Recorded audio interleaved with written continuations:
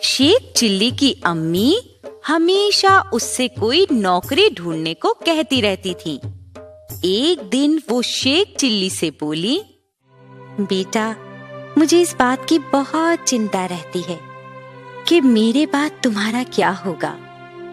तुम्हें कोई अच्छी सी नौकरी मिल जाए और तुम्हारा घर बस जाए, तभी मुझे चैन मिलेगा।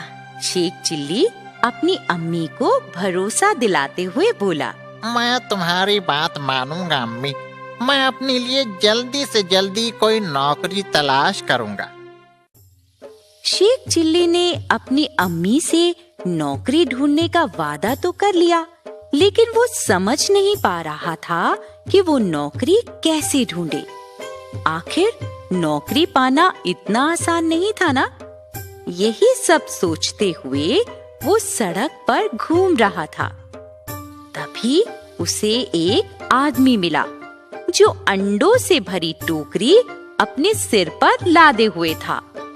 कड़ी मेहनत के कारण उसकी कमर झुक गई थी और उसके शरीर से पसीना बह रहा था। जैसे ही उस आदमी की नजर शेख चिल्ली पर पड़ी, वो उससे बोला, अरे भाई, क्या तुम मेरी मदद करोगे? शेख चिल्ली तुरंत बोला, क्यों नहीं, क्यों नहीं। यह अंडों से भरी टोकरी जरा मेरे घर ले चलो। मैं तुम्हें इसके बदले 2 अंडे दूंगा। उसकी बात सुनकर शेख बहुत खुश हुआ। जिंदगी में पहली बार उसे कुछ कमाने का मौका मिला था। वो तुरंत अंडों से भरी टोकरी अपने सिर पर लादकर उस आदमी के साथ उसके घर की ओर चल पड़ा। अपनी आदत के अनुसार वो चलते चलते ख्याली पुलाव पकाने लगा। ये आदमी मेरे काम के बदले मुझे 2 अंडे देगा। उन अंडों से 2 बच्चे पैदा होंगे। मैं उनकी अच्छी तरह देखभाल करूंगा। धीरे धीरे वे बड़े होंगे। उनमें से एक मुर्गा होगा और दूसरी मुर्गी। वो मुर्गी रोज अंडे देगी। उन अंडों से और भी बच्चे निकलेंगे।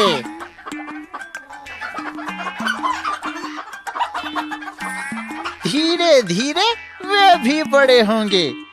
कुछ ही दिनों में मेरे पास बहुत सी मुर्गियां और अंडे हो जाएंगे। फिर तो मैं रोज बाजार में अंडे बेचकर खूब पैसे कमाऊंगा। जल्दी ही मेरे पास ढेर सारे पैसे हो जाएंगे। फिर अब मैं अपने गांव का सबसे बड़ा घर खरीद लूंगा और मेरी शादी दुनिया की सबसे खूबसूरत लड़की के साथ हो जाएगी।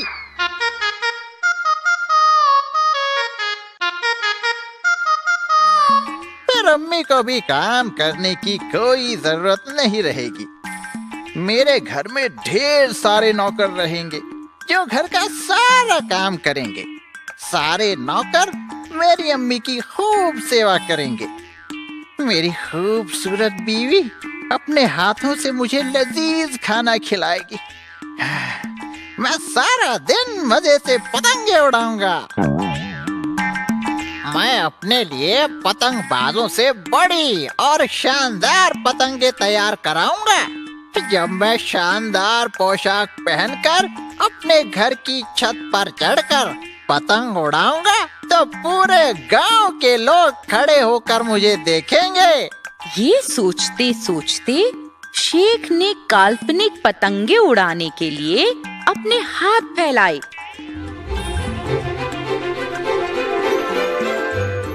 उसके ऐसा करते ही अंडों से भरी टोकरी फर्श पर जा गिरी और सारे अंडे टूटकर इधर उधर छितरा गए।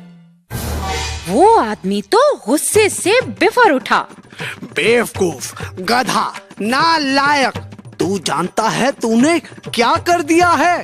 तेरे कारण मुझे आज पूरे 100 रुपए का नुकसान झेलना पड़ा है।